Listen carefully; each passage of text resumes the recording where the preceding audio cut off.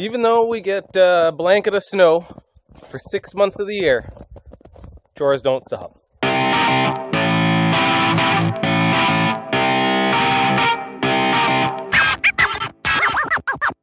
Little Rico here, who's destined for a new home, was supposed to go last year. But now, because of all the shutdowns and kind of delays and change of things, the shipper hopefully is coming this month, but it seems to kind of change week by week when they're going to arrive. So Rico's kind of in a temporary little stall right now, and we're just taking care of him. He wasn't supposed to be in here too long, but this is where he's living for now. In the barn we have the cockerels. So we keep all of our extra cockerels together.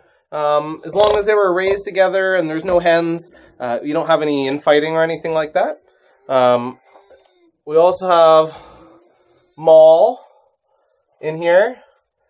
He's the newest boar to our heritage flock. So he's a registered purebred large black boar, and we're excited to get a litter from him. So some great future prospects there.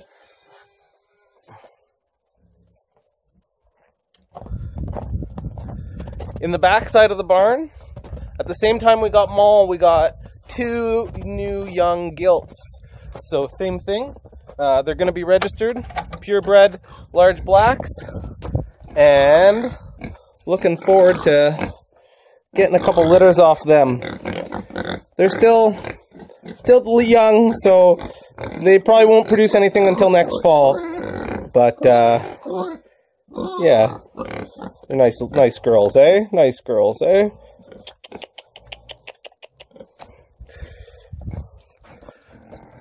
That's Ahsoka and Ventress.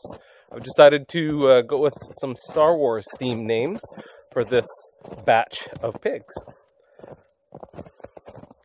Chore time.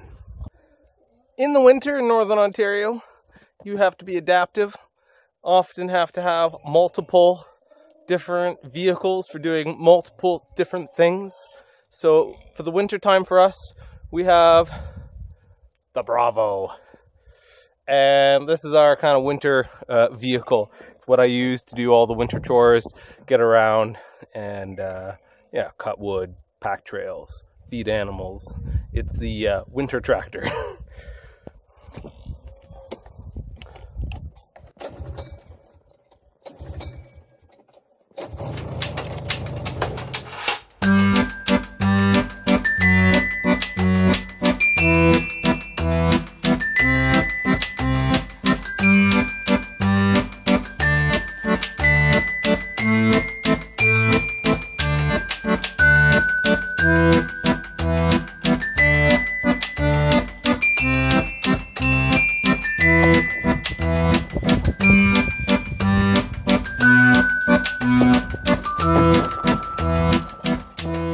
Water. Last fall, I put in what is probably been the greatest thing I've done here. My goodness, has it saved us a monumental amount of work. It is probably something I should have done one of our first years, but didn't have the experience, didn't have the knowledge, didn't have the tools, didn't have the know-how. So it didn't happen. Frost freeze hydrants. For those of you that do not live in an area that gets ice and snow, things tend to freeze. As a result, the barn, we had to run hoses from the house to the barn, fill everything up, and then wrap all the hoses back in so that they didn't freeze, so that they would thaw, and we could then use them again.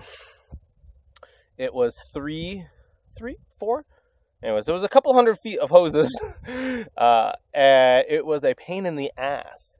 So I, last fall, ran line, 1 inch, 3/4 inch line under the ground, 4 feet deep, using the backhoe, which I purchased last year for the tractor, and we put in 2 of these frost freeze hydrants. Now, these are, like I said, just been a lifesaver. I ran one out to the greenhouse so that we could have water for the chickens in the winter, and I ran one out to the cows so we could have water at the cows for the winter time. The greenhouse one's going to be an additional use because we will be able to use it during the summertime to water the greenhouse. So we'll be putting in drip line irrigation so that we can run that on demand and we can water the plants earlier. Otherwise, we have an irrigation setup at the pond, but it's a pump, and it pumps right from the pond, and it's what does the whole garden. And what happens is it's just a lot of water, and often we don't need to water the whole garden every day, whereas the greenhouse needs water earlier in the year, later in the year, and more consistent because it doesn't get moisture from the outdoors. So, frost freeze hydrant. Yeah.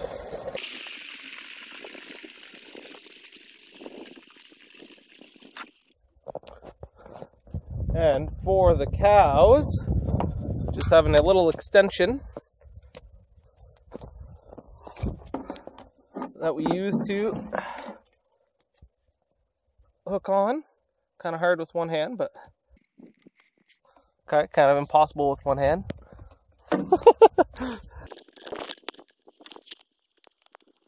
Can't leave it on, otherwise it will freeze, and I'll have to bring the hose in, so we take it on and off each time.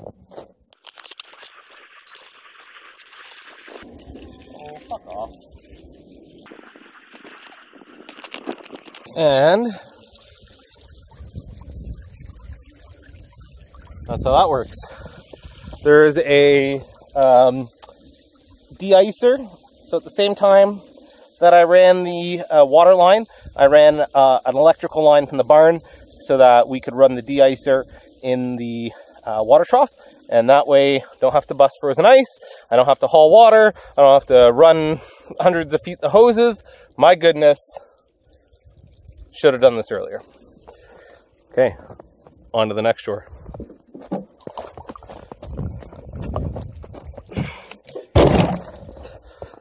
So I usually let that run, and then I usually forget it's running. And then I usually finish my chores and go into the basement and hear the pump and have to go back out and turn around. So, yeah.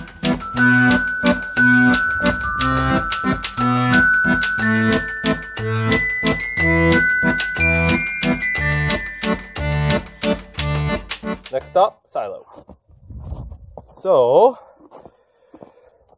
we keep our feed in the silo all year and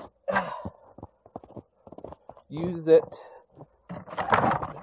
for all the animals. It's a treat for the cows. It's the main source of feed for the pigs and for the chickens. It's a mix of oats, wheat, and peas that we have. It's grown locally, and we're able to get it mixed and milled and shipped to us, and they blow it right into the silo.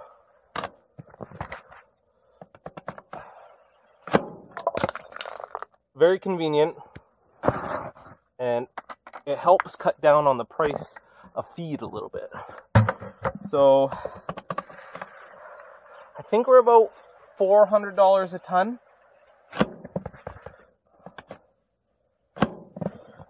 And it works out to about half the price as if we were going to buy from the feed store by the bag. So it's certainly much more economical. And when you're trying to eke out every dollar off a farm, you need to be very careful of your margins. I was overfeeding my pigs, and again, the beauty of networking and communications, I was able to talk to somebody who knew what they were doing, because I'm learning, and every day is a new adventure. and we were able to discuss a little bit about what I was doing and how much I was feeding, how my pigs looked, and he was happy with how the pigs looked. He said they were very beautiful, but I was overfeeding them, aka they were fat. I had my nutrients, so we just add a little bit of mineral mix to each thing of feed, and it's a mineral salt and a dicalcium phosphate and a little bit of extra calcium for the chickens. So and some feed grade lime, and that kind of fulfills the nutritional requirements in addition to whatever's in the feed.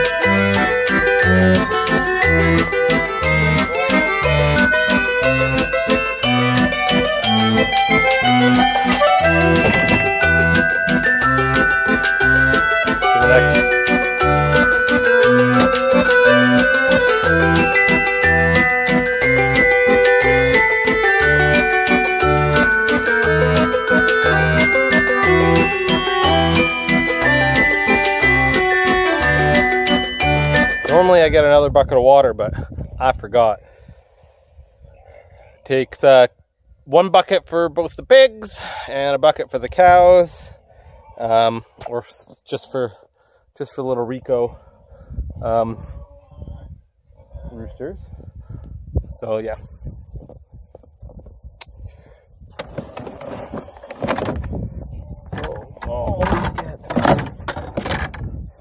And I'm gonna try to bring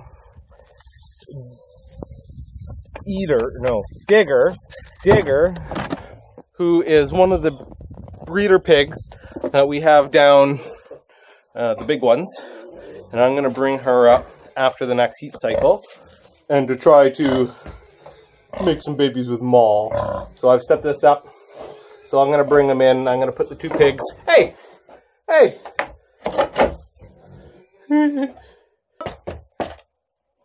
Yeah, alright.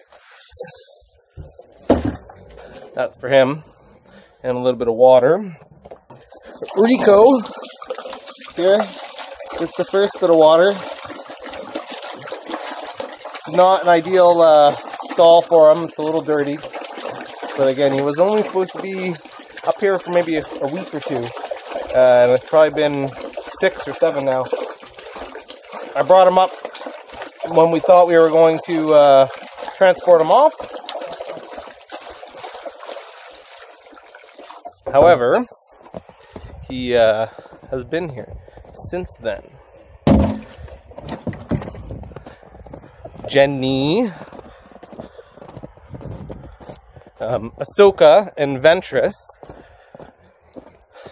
get a bucket of feed for them. Hey, girls. Good girls.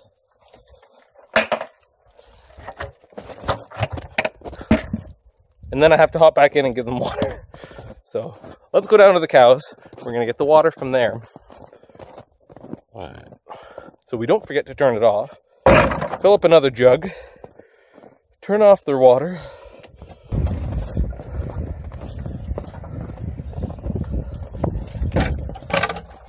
Hey.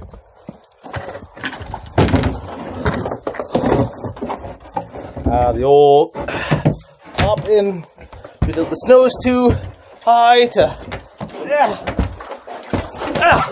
Oh, sorry.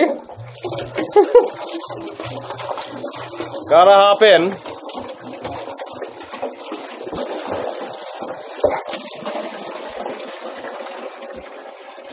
Girls.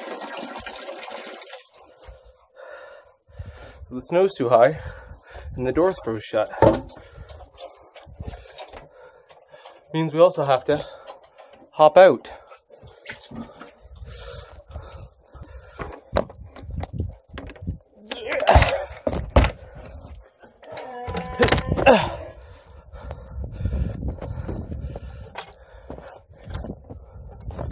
Good night, girls.